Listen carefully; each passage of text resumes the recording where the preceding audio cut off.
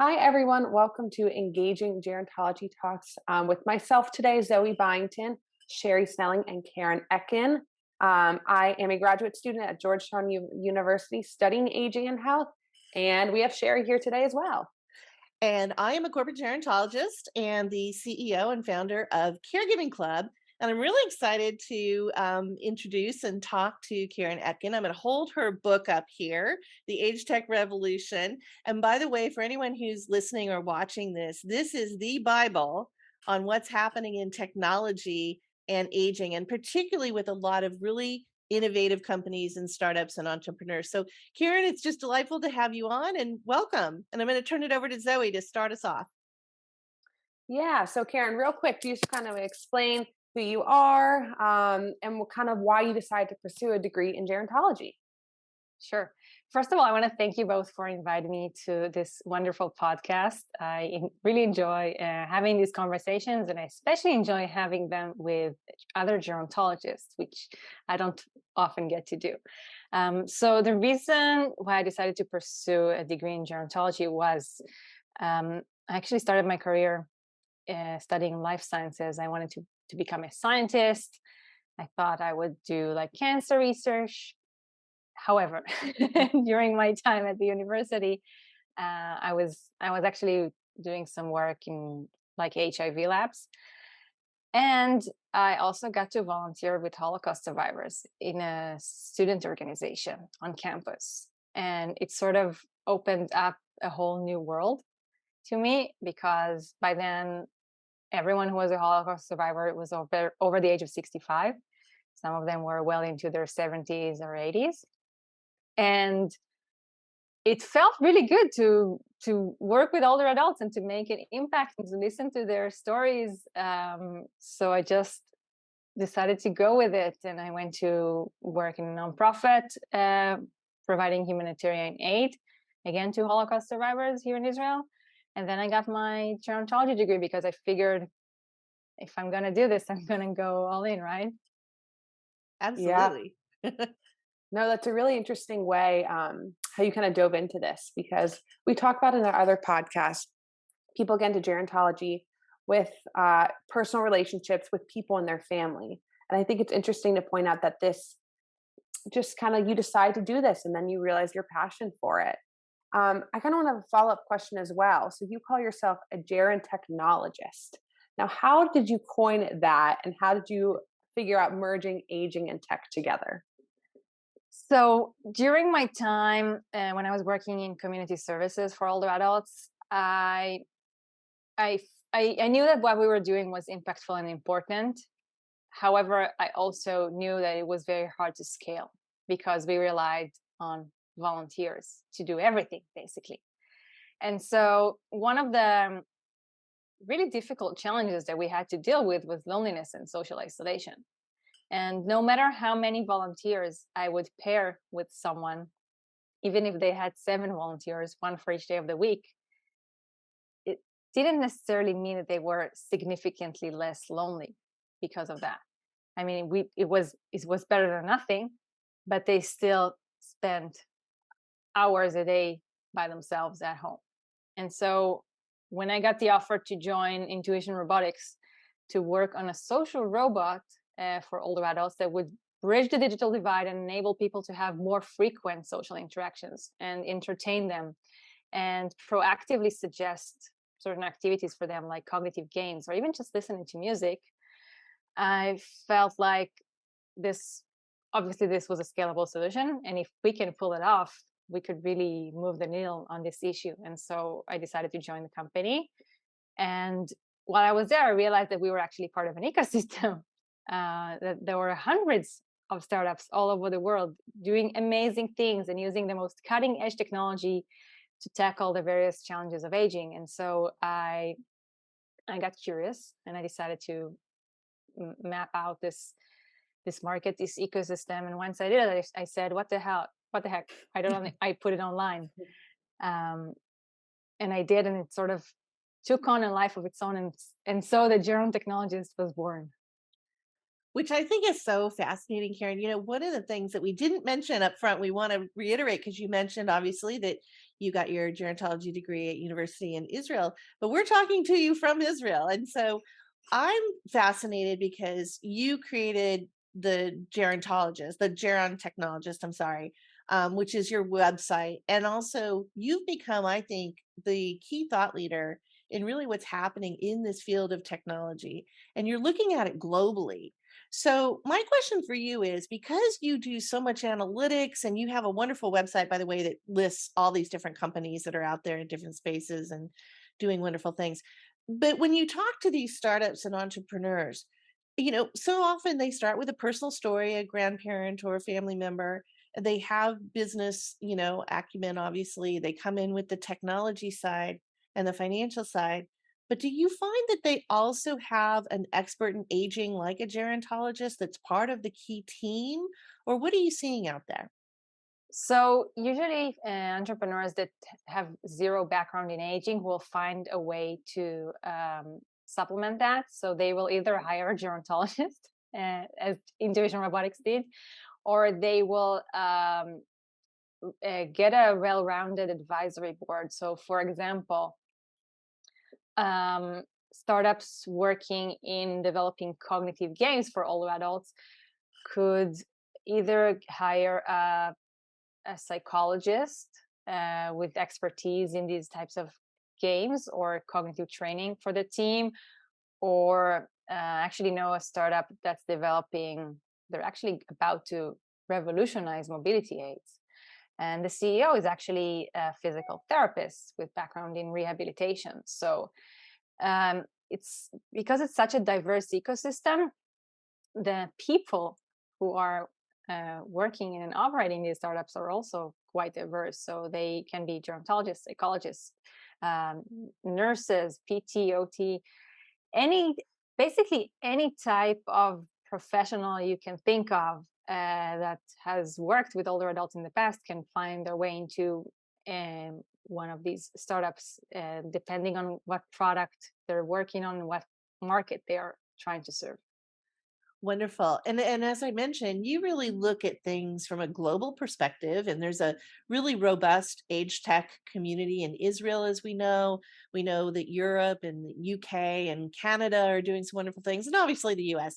But from your perspective, what countries are kind of leading the way in age tech? And again, do you think that gerontologists are going to become more valuable since we see now this progression of technology and aging merging?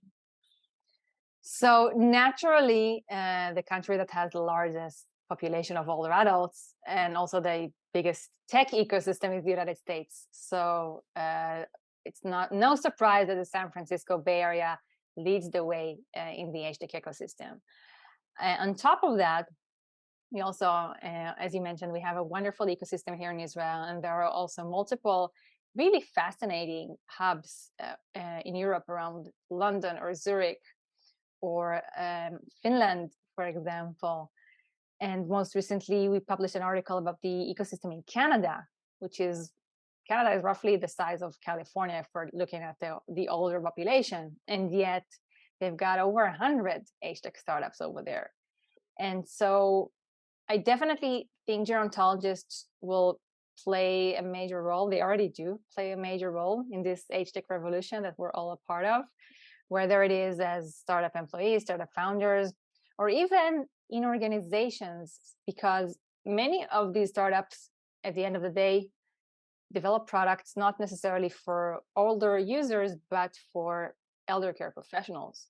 And when these entrepreneurs, some of them don't have a background in aging, are marketing and selling their products to these organizations, they will need a champion within to say, I've seen this technology, I think it could be really beneficial for us. I think it could be useful to provide better service for our clients. It could be better for operational efficiency, depending on the technology.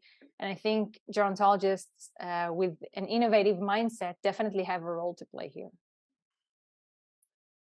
I think I always like to say it's kind of positive to hear someone who's coming into gerontology hearing that we need more gerontologists out there for all these different types of things starting off. But I kind of want to take this back to two projects you have.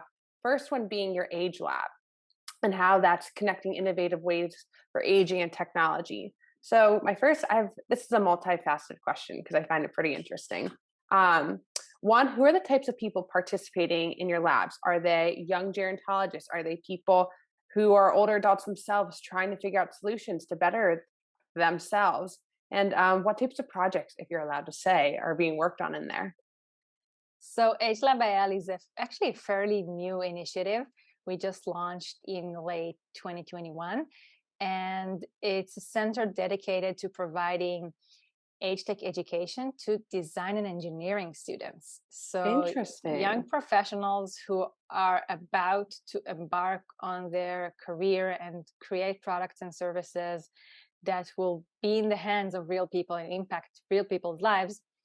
At AgeLab, we teach them how to use their talents and use their skills to either create unique products and services for older adults, or make sure that whatever product they're working on, if it's designed for the general population, that it doesn't exclude older adults. So we get to do work. We got to do work in the previous semester with a club for older. Actually, it was mostly women retirees here in Tel Aviv. And what we did basically was the students met with these women.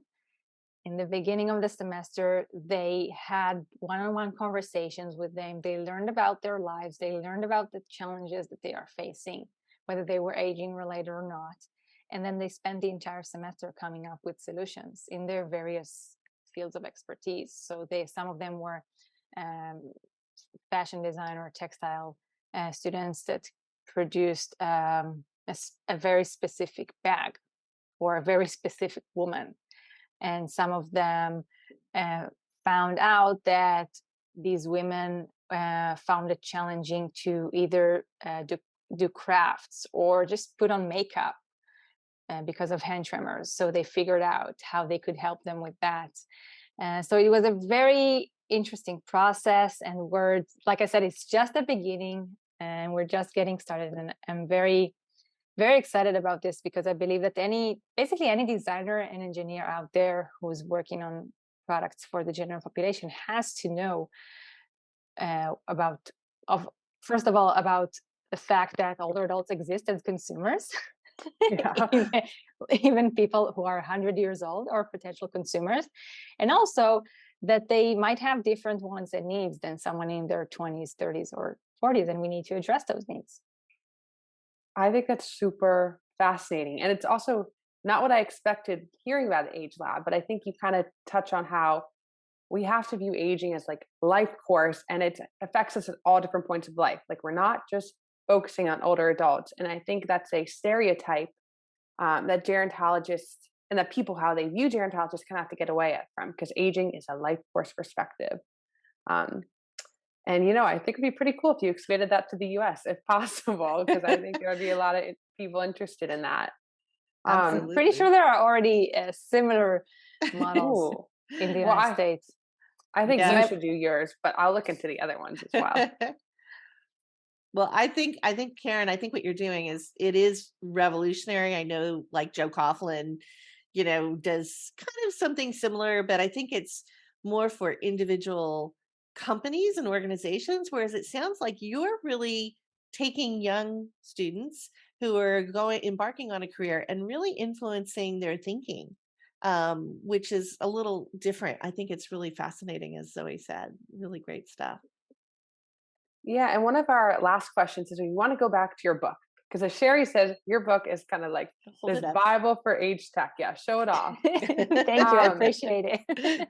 Yeah, so your book explores the intersection between aging and technology and what that will look like in the future. So based on what you know, how do you see the gerontology world expanding as we have more older adults? And how important will having a gerontology degree and being a gerontologist be in the future? Wow, this is a really interesting question. Sorry, a I, lot thrown. so I think the great thing about gerontology is that it's a multidisciplinary, interdisciplinary type of degree, right? Because I honestly don't know what it exactly is like in the United States, but for me, I got courses in the social aspects of aging, the biological aspects of aging. We had the chief geriatrician from the hospital that was across the street from our university teach us for an entire semester. And we also got to talk about end of life aspects, right? What it's like to depart from this world. And so it was really, really fascinating.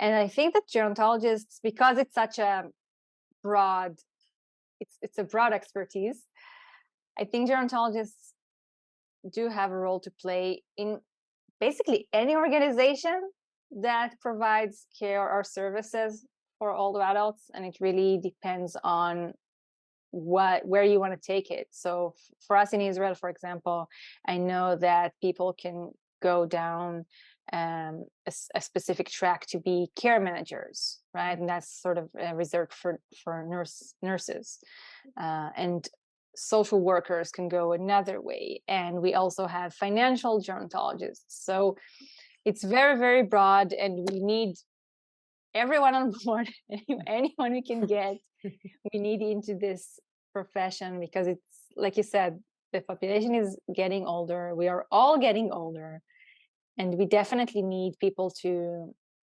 be in the field, to be researchers, to develop products and services. The more the merrier, right? I love that. And I want to just do a quick follow-up question, Keren. So what would be your advice to someone who's maybe either in high school thinking about going into, college, but doesn't, not really sure what they want to do, or maybe they're in college and they're not sure if their major's fitting, or they're even in gerontology? What would be your advice in terms of why gerontology, why they maybe should look at gerontology? Well, I think the main reason why people should look at gerontology is because if you're lucky, you'll get old.